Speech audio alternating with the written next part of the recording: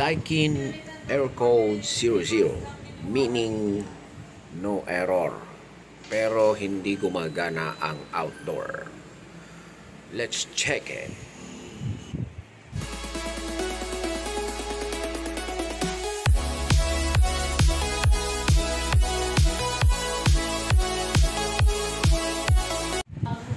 Alright, so bago ang lahat, welcome back to our channel.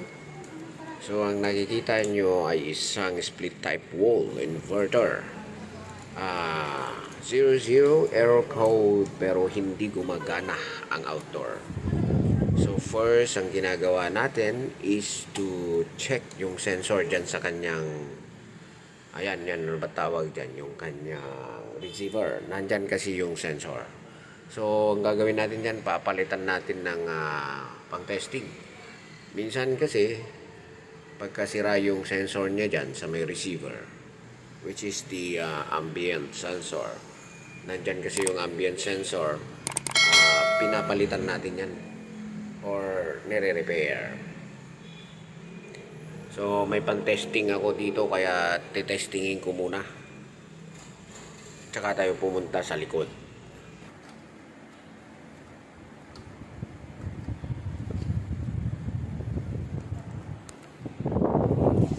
Ano?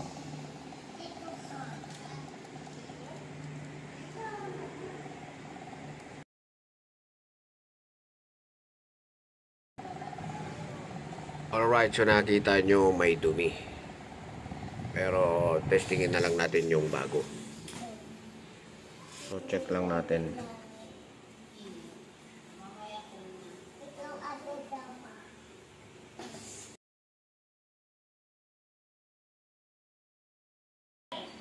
Sensor niya yung maliit na yan. So try natin testingin ito.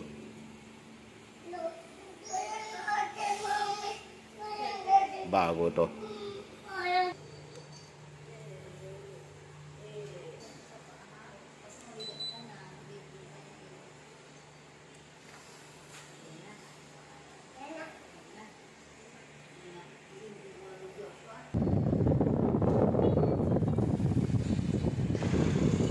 Okay, so gumagana na, pero wala pa ring lamig. Actually, ano na to, mga 2 minutes hindi pa tumatakbo yung compressor. So eto yung outdoor ng ating nire-repair.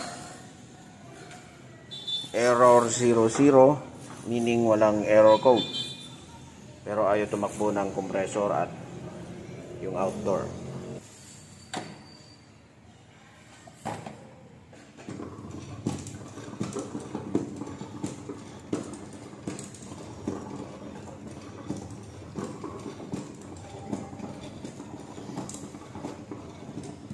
Teka lang.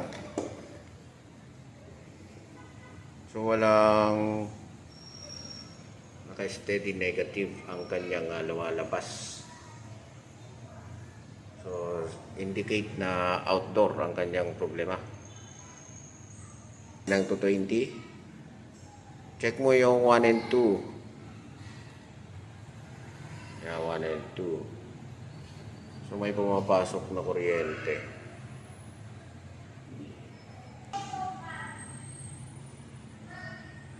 Nako, mukhang may problema ang board nito.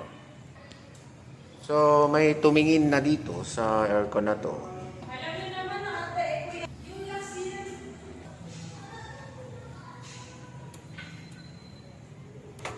So ito yung kanyang diagram.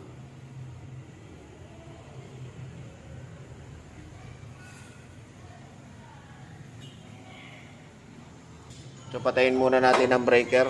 I-check natin yung kanyang rectifier kung shorted na ba o hindi pa.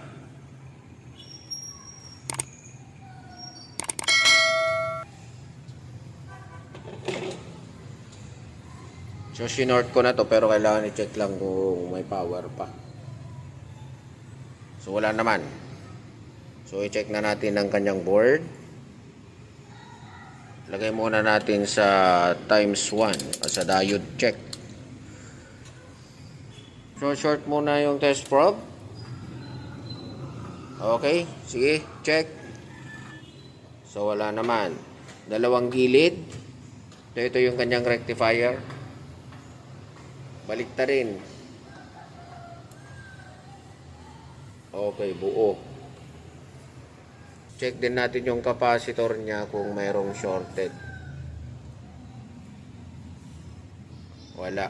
I-short mo nga yung test probe. So, walang shorted. Tapos, hindi siya tumutuloy. So, i-check na rin natin ang kanyang IPM. Sige, wala. Wala. Okay, so sa pag-check ng printed board, linisan nyo yung kanyang mga hinang kasi meron niyang insulation para ma-check nyo talaga ng tama. Yan, sige. O, yan o, mayroong nagre-reading. 0.5, sige. Isa pa.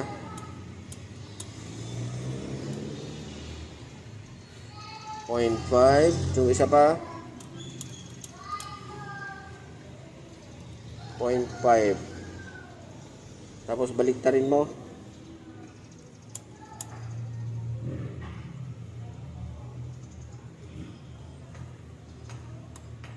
So, yung sunod.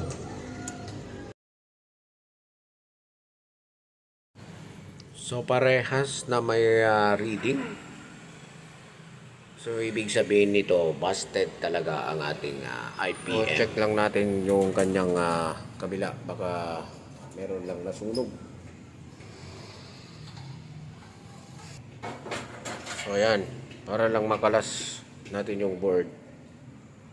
Kinalas ko na lang muna.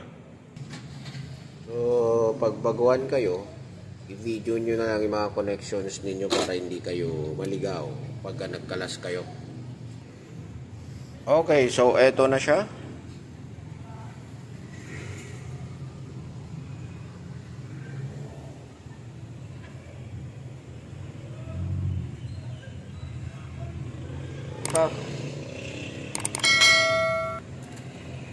So, parang may pumutok na pyesa.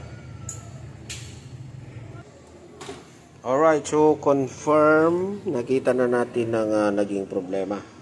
So pumutok sa kanyang IGBT, yung kanyang alam ko fuse resistor to at saka isang diode.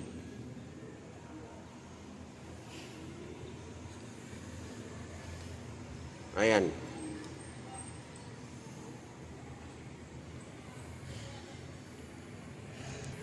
So confirm nga ito, outdoor board ang naging sira nitong aircon na to. Kasi pumutok talaga yung kanyang circuit board. Wala naman siyang indication na dinaanan ng butiki.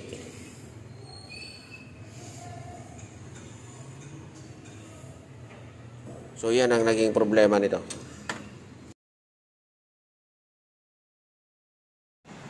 Minsan kasi nangyayari ang ganitong nag-short ang ating circuit board. Sa mga dahilan dyan ay nababasa. Nababasa natin yan when we're cleaning the unit. So suggest ko na balutan o kaya tanggalin ng board pag naglilinis ng aircon. O kaya minsan dahil sa surge, sa malakas na pasok ng kuryente. So to make sure, check lang natin ang kanyang mga fuse. Hello, ay my baby. What's your name, baby? Ilang taon na? 7 months. 7 months pa lang pala si baby girl. Check mo. So ayan na nga, pumutok na yung fuse. I-short mo muna yung ating tester. Okay, meron. Tapos dyan. Ikuskus mo maigi. Ayan, meron. Ulitin mo yung isa. Ulitin mo isa, yung source. Ayan, wala. Kuskusin mo rin yung isa. Parehas na, so kuskusin mo. So, parehas na wala. Ito isa dito.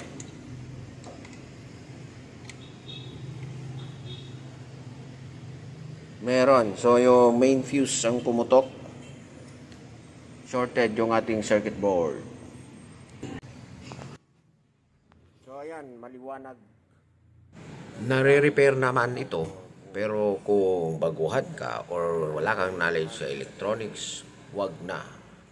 It's better dalhin mo na lang sa electronics center or kung sa company nyo meron kayong brown line, pwedeng siya na ang gumawa. Kapag kasi ikaw ay isang white line, meaning purely mechanic, aircon mechanic, through experience, pwede rin siguro, pero much better kumuha ng payo sa mga